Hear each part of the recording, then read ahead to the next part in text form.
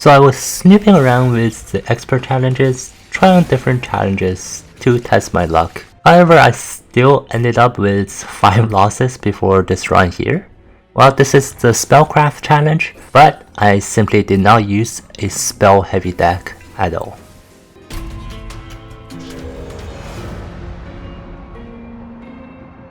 Welcome to another Expert Challenge analysis video. I'm Bob, aka Nightingale, and today I have a Spellcraft challenge for you guys. A very easy solution to this challenge is to just use a bunch of holdover Infernos and you can simply kill everything. Even Seraph, especially in this challenge since all spell costs are 1 less. However, while this way it's cool and all, it requires restarting the run until you get Inferno in the starting cards. I think that just ruins all the fun. So in this video I have a run for you guys that doesn't use a bunch of spells at all, but instead uses imps as the core strategy. In the start of the run I started with 2 Ritual of Battles. This made me really think about going for a rage build. The cheaper spell cost would mean that I can cast these Ritual of Battles more consistently. So that was my plan at least, and I still had a long way to getting there. The first artifact reinforced this strategy even further with the collection of Tails pickup. Now I'm set to pick up basically all cards that give rage. It's even served the Diligent for this run, so it's a perfect opportunity to go rage. For the Dark Forge upgrade, I went with the Architect Penumbra instead of Trample. Personally, I don't like taking Trample on Covenant rank 25 because he simply takes too much room. With the Architect, I can put more units on a single floor for that massive kill floor. So I set out to go through the stages. Stage 1 is easy. The draw reduction every turn is a really bad setback, but it's just stage 1. Made most of the cards and it was easy.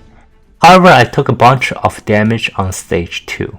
I took the Spikes trial thinking that I could kill these clergymen with my torches, but I forgot that I only draw 3 cards per turn. I wasn't able to draw any torches in the first 3 turns, and instead of taking a little bit of damage, I just took a bunch more damage from the Spikes trial. Looking back at this video, it was just 75 gold. I could have just gave it up instead of taking this damage. Luckily though, I didn't die. I had so many runs where I failed on the second fight. In Covenant rank 25, losing on the second fight is very common. It was a good thing for me to pick up an Alpha Friend and put multi-strike on it so I could actually kill the boss. Before Daedalus, I put Endless on my Fledgling Yip. This upgrade is really important because I'm betting everything here to get a Transcendent.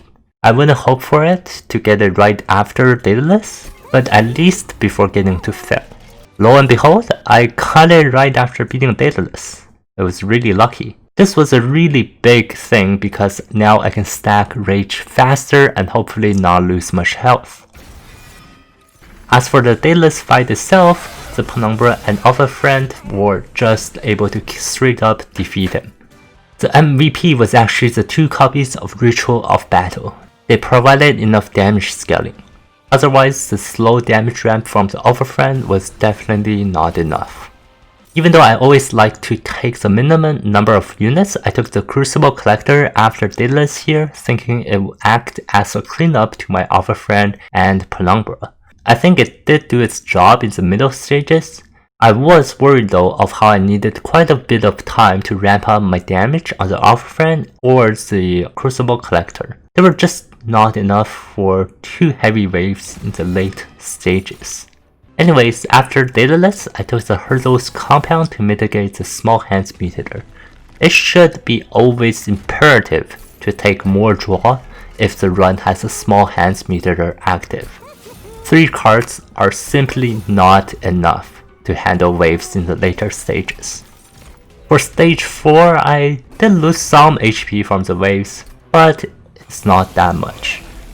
As I said, slow scaling is an issue and I was trying desperately to fix it.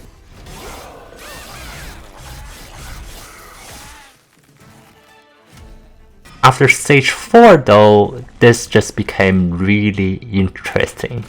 I picked up the Girl's Gold and upgraded my Alpha Friend with a large stone. Now this guy has multi-strike 2 and a decent amount of starting damage.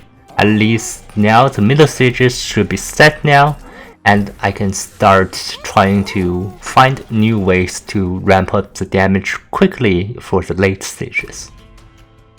As expected, stage 5 was a breeze. Everything just died to the Alpha Friend. It's the Merchant of Steel after stage 5 that needs to be mentioned here.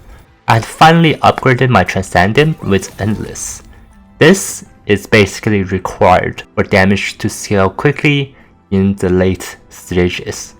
For the Fell fight, I had the Armor Fell. This is, in my opinion, the easiest Fell to play against out of the 3.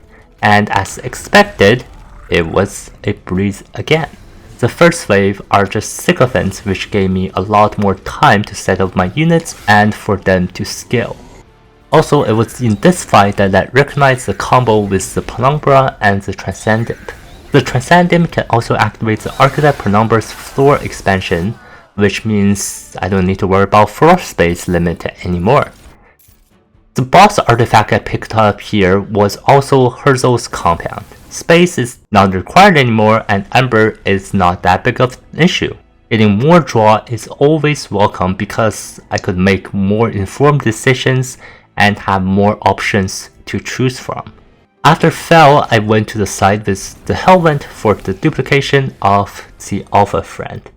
Even though it is 4 spaces big, I have infinite amount of space with the Transcendent and that I can actually put 2 down on a single floor.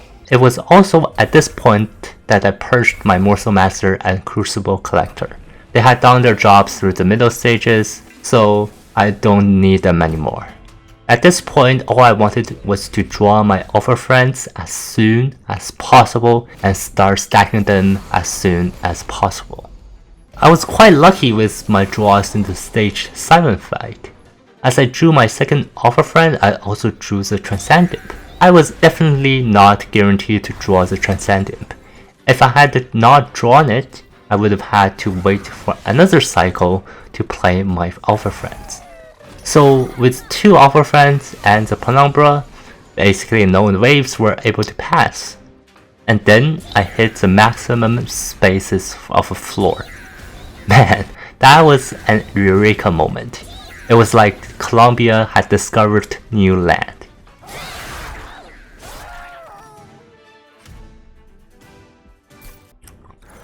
After stage 7, I picked up a Pyre Chomper. As I found out in this Seraph fight, this Pyre Chomper played an important role in ensuring my victory. The holdover upgrade on the Mindclaps was also to ensure that I had some extra Ember every turn to play out more cards. Even though I have the Pyre Chomper, sometimes I just don't need the extra Ember, but it was definitely good to always have a spell to kill the Lightwings that are summoned by Seraph. Simply because all of my Alpha Friend and the Penumbra are on one floor, and the Seraph can summon the Lightwing on the top floor. As for the Hellvent, I had thought about duplicating another Alpha Friend, but I didn't want to risk not drawing the Transcendent and delaying to play out the Alpha Friends. So instead, I just duplicated a Blazing Bolt. It turned out I did need some extra spell damage, just to save my Penumbra, which is the tank, from dying. Even better than the stage 7 fight, I drew the Transcendent on the very first turn of Seraph. As long as I have the Transcendent, I'm pretty much set to win. However, at this point of the fight, my Penumbra was about to die, so I had to put 2 morsels in front of it to block the damage. Good thing these Shade Splitters were 0 cost, otherwise I would have lost my Penumbra. Also, because of that Pyre Chomper I picked up earlier, I was able to have 4 extra Ember every turn for the Transcendent. This allowed me to play Prismal Dust to add a lot of damage shields to the Penumbra. With all these damage shields and all of the rage stacking from the Fledgling Imp and Transcendent, I was still only just able to kill Seraph, with only 1 Alpha Friend alive by the end. Even though this challenge had lower spell costs, I didn't tunnel vision on only focusing on spells. Imps have always been good, and they're still good in this challenge. The cheaper spells have allowed me to cast more spells, especially torches and shade splitters. However, this is more like a cherry on the top instead of the main core focus. With a roguelike deck building game like this, even though I had a set goal of picking up cheaper spells, I still want to keep an open mind about what options are offered and if I should deviate from my initial strategy to improve the overall deck. If you're struggling with other expert challenges, I have a playlist here of all the expert challenges. Navigate to the one you're struggling with and I'll see you over there.